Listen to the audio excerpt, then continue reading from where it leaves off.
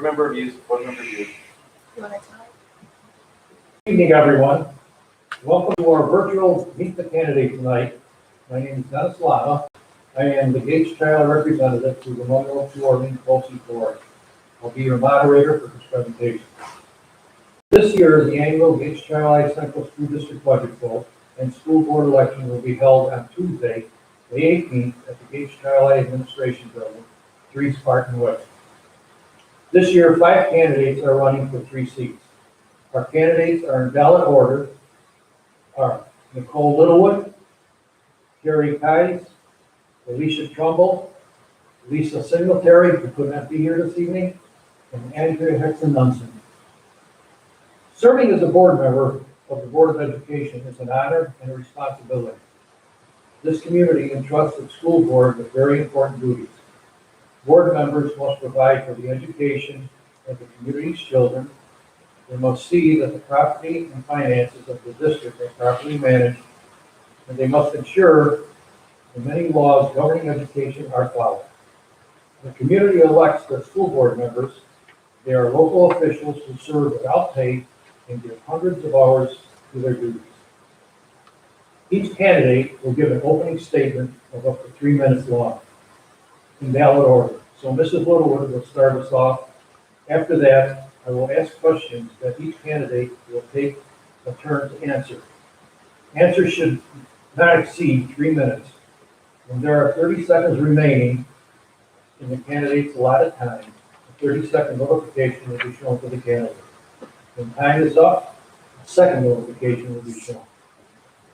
After the question and answer portion of the presentation, candidates will be able to make a closing statement not more than 3 minutes. Those summations will be made in reverse order from the opening statements. It's time now for opening statements. Good evening. I would like to thank Superintendent Daly, the members of the board, administrators, teachers, support staff, families, guardians, students, and the members of the community for participating in tonight's event. My name is Nicole Littlewood, and I'm honored to be a candidate for the Gates Child Board of Education. My husband Mike and I have lived in the district for 13 years and have been enthusiastic with both of our sons' educational experiences. Our son Teddy is a 4th grader, and our son Nate is a 2nd grader at Paul Road Elementary School. We appreciate the caring school community and the talented educators that have been a part of our children's lives. If elected, I will support the students, staff, and the members of the community. As a 19-year educator, my experience will both preserve and enhance the Gates Child School system. Through my current position as an administrator working with students with disabilities, in my past experience as a math teacher, I have a passion and an understanding for student learning. I strongly believe that every student deserves an equitable education and admire the work that the district has already begun. If elected as your representative on the Board of Education, I would advocate for the Gates Child School District to expand upon various learning experiences and extracurricular opportunities for all students. In addition, I believe that every student has a different pathway toward graduation. Some students may immediately go into the workforce, some may begin their career through career and technical education training, and some students may go to a 2- or 4-year college. It's important for the school district to continue to provide educational experiences and support for all learners to become positive members of our community. Each one of our students has a purpose within our community. Family members, guardians, community members, and the school district all play a role in providing our students with an equitable education. I am excited to answer your questions tonight, and I appreciate your consideration. Jerry? Good evening. My name is Carrie Kies. I am a district resident. I'm a district alumni, and I have 2 children in the school district. One is graduating this year from the high school, and I have one 6th grader at Gates Child Middle School. And both my kids have gone to different elementary schools in the district, so I've had a variety of experience within our district buildings. I'm a current board member. I've served 3 years. I participated in the Finance and Facilities Committee, served as co-chair this year with the Monroe County School Board Association Information Exchange Committee. That opportunity is give us a chance to have each child represented in the county level in a different way than we have in many years. This has been a neat experience.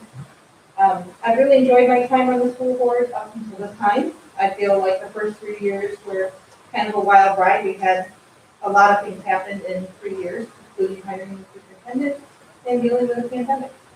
And those 3 years I think it takes about 3 years to even start to get your footing with feeling like you start to really understand the process and how things are going. So I look forward to the opportunity to continue with the process. Alicia? Hello there, welcome. I am interested in the school board. I didn't know many people until I got a text message from a Mr. Jacobs, who is a Democratic chairperson in Nassau County, who asked me to run for the school board in Rock City, Rochester, and I said no. And a couple days later, he sent me a text and said, well, would you run for Gates Chili? I said, yeah, that I would consider. So he sent me information, got me started on the way. My husband and I have lived in the district 42 years. We have 3 children who've gone through the schools. As soon as our oldest daughter started at Neil Armstrong, I followed her into volunteer. And I went to the middle school to volunteer and the high school. I was trained at NTID to be a note taker for the deaf students that were in the district. There were 5 at the time. I worked with the 2 of the sisters. Ooh. And then I went to Hillside Children's Center, and I worked as a speech teacher, speech therapist there. I did classroom work, and I did individual services. I have a lot of education. I have a bachelor's degree in speech pathology and audiology, and I have a master's degree in teacher of the deaf. I value education. I think it's highly important, and I think we need to continue to focus on where kids are going and what they need to know in this crazy world. I know the pandemic has probably taken its toll on some kids, and we need to get them all back into the learning. Thank you for your time, and I look forward to serving on the board. Andrea? Hello, my name is Andrea Pinchy, and I have been a member of the Board of Gates Chili here for 6 years. I have experience teaching. I've been teaching high school mathematics for over 32 years. I live in Gates. My children, Ann and Abigail, both went to Gates. Abby's now a junior at Gates. Ian is graduating from UB, but he's continuing on with his degree. He got selected to do his doctorate at UB, so we're very proud of him. But all of that couldn't have occurred without all of the support that he had here at Gates Chili. The education that Ian got was phenomenal. Basically, he went into UB being a sophomore. He had that many credits from Gates Chili, so it tells you what we can offer our students. My daughter Abigail is a junior, and she's been through Gates at a time when it's totally different with the pandemic. The students, as was said before, it's just a totally different way to have and run school, and some students are doing well with it, and some students need more help. So we need to make sure that we provide that help. I'm a member of the policy committee. I am on the root cause committee. And just recently, I attended the NISBA conference, and that was online because of the pandemic. And just, it's got wonderful things going on with the NISBA conference. It's so many things that I've now thought of that I can add and help bring ideas up for Gates Chili. So I'm very excited about this. If you look at the voting, my name happens to be the last one on the list. So please make sure you don't just click 1, 2, 3, because then you're not going to ask me to come back. So I appreciate it. Thank you. Thank you all. Okay, it's now time for the question and answer portion of the evening. Question 1. School boards need to be able to work together. Can you give an example of a situation where you were part of a group or a committee and tell how you helped that group of people work together to solve a problem? Nicole? So when working on a committee or with a group, you need to be an active listener and remember to ask questions if something is unclear. As an administrator and as a former teacher, I have been on various committees within my role, especially with the pandemic. I'm a member of the district-wide health and safety committee, which meets very often, the dinner dance committee, and the professional development committee for our extended cabinet. However, the most rewarding committee that I have been on as an educator is the committee, the senior class committee, when I worked as a math teacher at John Marshall High School. Our senior students came to us asking why they were never able to go on a senior class trip. So we took the opportunity to find the answer for them because we agreed, why haven't you been able to go on a senior class trip? We worked closely with administration, the school building committee, and the staff, and we made it happen. We were able to fundraise and set parameters for students to be in good academic standing and good members of the school community. They were huge helpers during the fundraising. We were able to go to Orlando, Florida with 25 students to Universal Studios. So the students that we were able to bring on the trip, some of them have been to Florida, some of them it was their first time on an airplane, and some of them it was their first time out of the greater Rochester area. So it was the most rewarding committee that I have been on in my career, and I appreciate learning from my students that I had, and I still keep in touch with them, and they're all doing amazing, so I just wanted to highlight that committee. Thank you. Thank you. Mary? Thank you. In my professional job, I work in Rochester Regional Hospital, work in home care. And amongst that group of people, we have a multidisciplinary team that works with patients. And we often come across really complex situations in the home safety and patients that want to stay in their home. So it takes a lot of teamwork to we come together at least once a month to do team meetings, but it's by phone or by visiting together, coming up with different solutions for what's best for our patients and their families. So that's always a rewarding thing to be able to help them stay safe in their own environment. And sometimes it's a matter of reaching out to different other disciplinaries outside of our own, different doctor's offices, very used to dealing with situations like that. Also, being part of the school board, I've been really lucky the last 3 years that I've been on. We have had a group of individuals on the board that even though we don't always agree on the outcome or decision, we get to that in a really respectful manner. We have really nice, in-depth, and powerful discussions about those moments, which one of them I can think of off the top of my head is the veterans tax section. I know that it was not a universal vote across the board. It was a split vote, and we voted for that. But I don't think any of us walked away feeling like we were upset with the final decision because we knew it was a well thought out and well discussed decision. That even if it didn't go the way we voted, we were at peace with that because it was a mutually accepted decision. Hiring our superintendent was another one that there was a lengthy process, a lot of hours put in together, and a lot of different opinions brought to the table, and we were able to come to an outcome which I think has been successful for us. Being involved in contract negotiations for the district. There's always another big conversation, and being able to listen to everybody at the table and listening to the different opinions and different places they come from in their lives to offer input on the matter, as well as listening to our experts in our HR with Michaela and Mitch with the budget and coming to the appropriate decision in that. So I've been really blessed with this group of people that we worked with, that we've been able to learn so much from each other, but still able to hold the own. Alicia?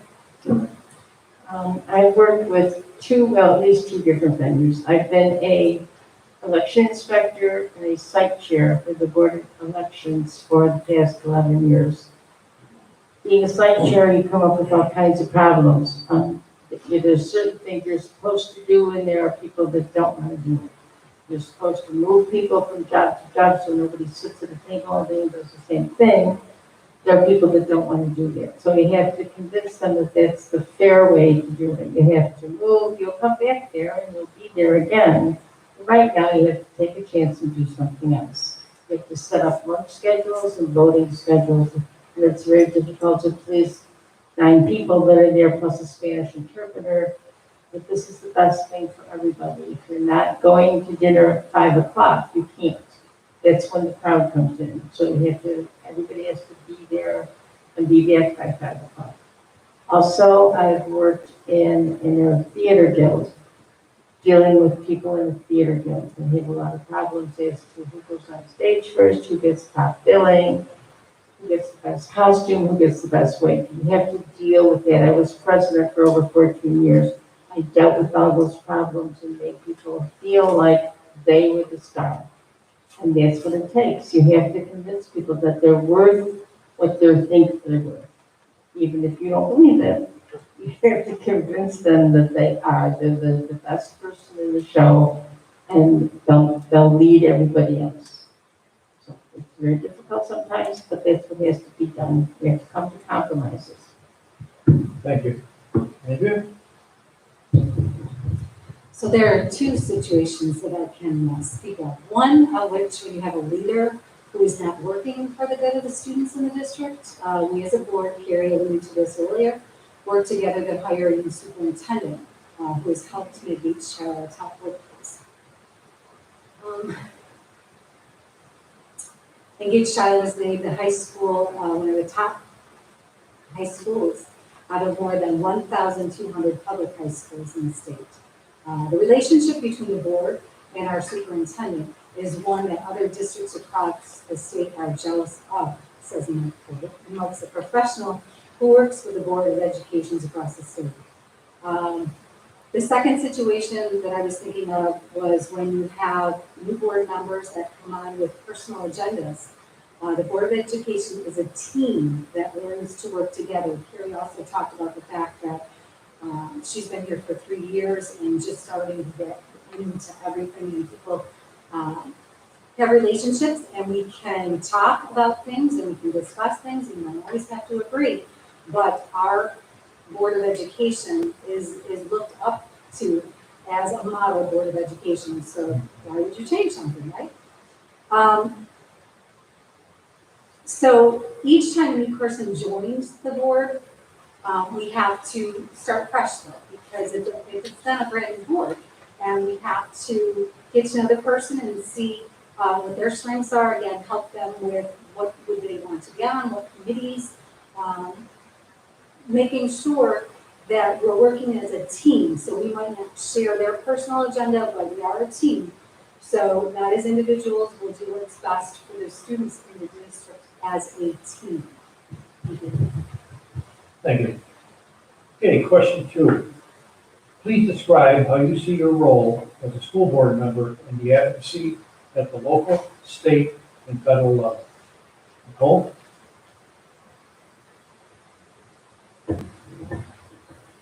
So if elected to the Board of Education, I will be taking an oath of responsibility to assist in making decisions and inform the process of developing state and federal regulations. It would be my responsibility to take adequate state and federal support for our school, adequate state and federal support for our school district. So as a parent and an educator, I would work to gather input from the members of the community and stakeholders to defend and support decisions for the education of each child. Each parent and guardian wants what's best for their child. Some parents may be concerned about how their students are performing with the pandemic, or they may be concerned about their students' overall mental health with the pandemic.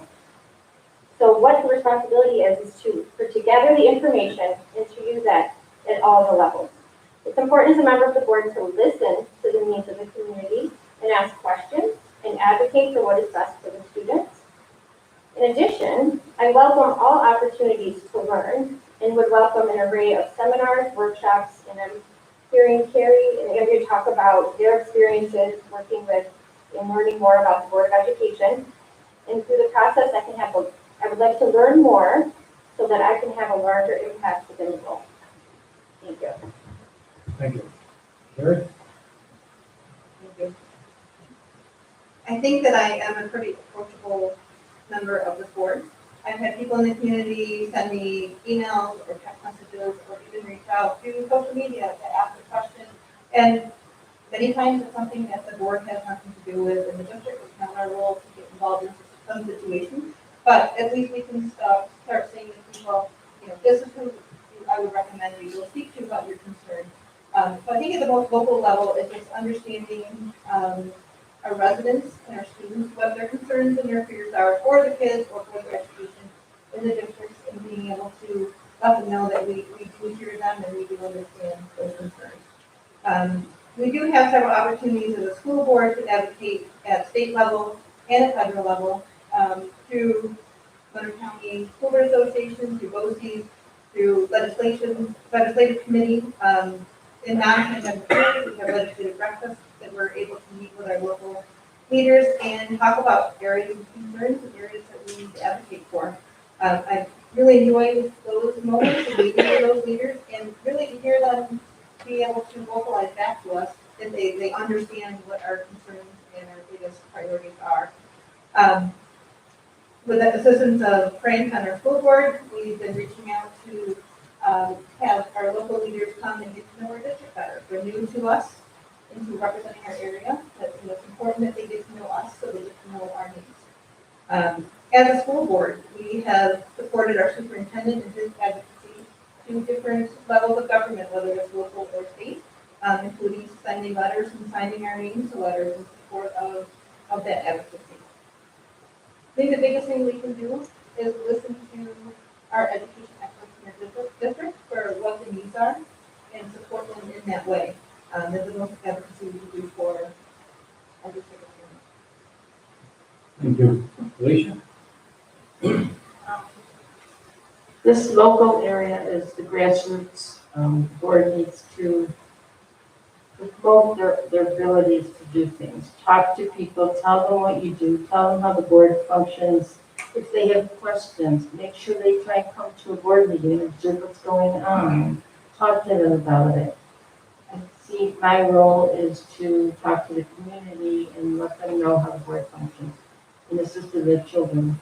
At the state level, I think we need to look at what the governor did when he shut down schools and what happens to the kids when they're not there and how we're going to handle it when they come back. The federal government and the state government have to look at the funding, and we have to promote what we need and why we need it so that we get the funding we need for our kids. It's the most important thing. I will work with the board and I will work with anybody else that needs help understanding this. Thank you. Thank you. Andrea? One of the roles, I think, of a board member is to ensure that the district is well run through the creation and updating of policies. These policies serve as a guide to the superintendent and provide direction, a basis for decision-making, and an imperative for action. Since I'm currently a member of the policy committee, I can see us reviewing old policies and making sure that they're fair and adequate for all of our students. Thank you. Question 3. What do you see as the biggest challenges the district will face within the next 3 years? How will you try to help the district?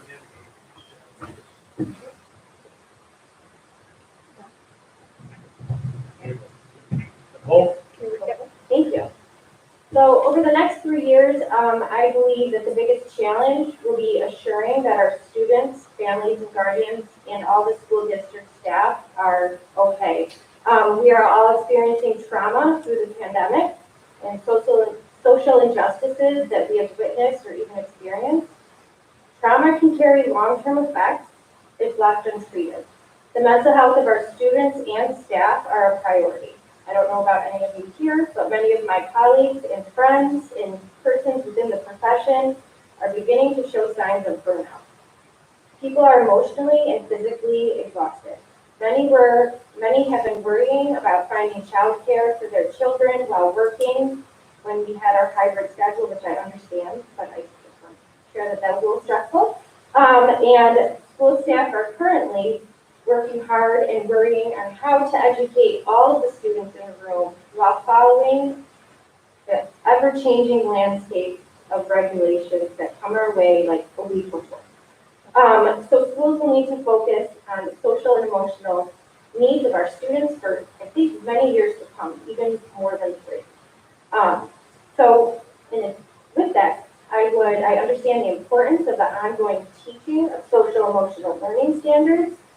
I also recognize that the need for movement and healthy eating are important for the overall well-being of our students. And our students' future is in our hands, and we need to help them during this difficult time. Thank you. Thank you. Carrie? I echo a lot of what you just said. Very good point. Addressing our students' needs as we navigate these difficult times we have, and not only have we dealt with pandemic and COVID, at home, COVID may result as financial instability in the home. Our political culture has been really raw. Social justice, injustice, it doesn't matter what our personal views on it, we need to acknowledge that our students, how they are looking at things and how it's affecting their lives. And we need to be able to have programs in place and people in place to help them navigate those times, and giving them a place to talk about their feelings about it, and an outlet on what they feel are solutions and how they can be an active citizen in their country. Getting students caught up from any gaps that may have caused over the pandemic. We know that when students come back, there are going to be some learning gaps, so that's going to be a big challenge of making sure that students are back on track and back to where they need to, make them successful for their future years here at HLA. And I think, as always, the fiscal impact from our state budgets. We don't know, and we know what this year's going to be like, but we don't know what the bounce going to come next year from the state budget's going to be, and that's always going to be an ongoing challenge of being able to plan for our future with that, and to be able to grow at the same time as making sure that we have our safety net in case that landscape changes significantly. Thank you. Lisa? I think part of the problems is going to be dealing with what's going on in the community, even though it's not affecting our school directly, it's out there. The kids need to feel safe, and they need to feel safe when they need the buildings. There's too much going on. There's too many challenges that are happening that they probably don't understand. Maybe we can just help them understand what's going on out there. I think the pandemic may have affected the children more than it affected the adults. They didn't understand what was happening with them and why they couldn't go to school. Now all of a sudden they can go to school. What's the difference? Trying to get the kids to understand what a pandemic is. I think the legalization of marijuana could be a problem. Even though our students can't buy it, they have friends that could get it for them. I think that would be a problem for our kids. And we need to be unaware, make sure you're watching for kids that may show signs of what's going on in the world. Thank you. Andrea? So getting all of our students back into the classroom at the middle and high school level would be obviously a big concern. Budget priorities, restorative justice practices, staff diversity, and culturally responsive curriculum. We have brought into our administration Dr. Mitchell Ball as our Assistant Superintendent for Business, and he has done a wonderful job helping board members and the community understand how the whole budget process works. If you haven't seen his videos, I encourage you to check them out on our website, A Budget with Dr. Ball. We have also brought onto our team Sandra Vasquez, Coordinator of Recruitment, Inclusion, and Retention. And I'm excited to see how she will recruit the teachers that will look more like our students. I am also part of our equity team, and I would love to continue that work. I'm retiring from teaching after 32 plus years, and my plans are to volunteer to help out wherever I am needed. So I understand how much of a time commitment being on the Board of Education entails. And this is something that new members never really understand until they actually start. And for some of them, it's simply too much of a time commitment.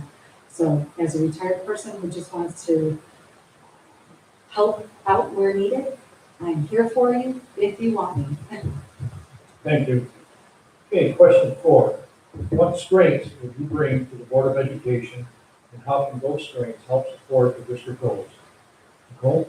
So for this question, I'm going to focus on the 4 values of the Spartan way, as my children like to remind me often. So respect. So I bring respect. So I respect the opinions and input from the community and feel that it's important to actively listen and always ask questions. I respect the staff within the district and recognize how difficult and important your jobs are every day. I respect our students and the families and guardians and recognize the importance of supporting each individual achieve the academic success in a caring and welcoming environment. The responsibility, I take the opportunity to be elected as a member of the board seriously and understand the responsibility that entails, including the piece about the time commitment. So also compassionate. So I'm compassionate toward others and take the time to understand the viewpoint and perspectives of all people. I think my experience working with many families and students with disabilities, I have formed a large amount of compassion and understanding. And hard work. I'm hardworking and determined, and if elected, I will work hard to support the needs of the students and the community, and I look forward to learning that. Thank you. Thank you. Gary? Okay, straight segue into the role of a board member. I'm not a teacher. And I say that because I'm sitting up here with several people who have lots of experience in education. And that's not a bad thing to be experienced in education, but I think I bring a little bit different mindset. Because I'm not a teacher, and I know that we have the experts in the district, that is their expertise. They don't need my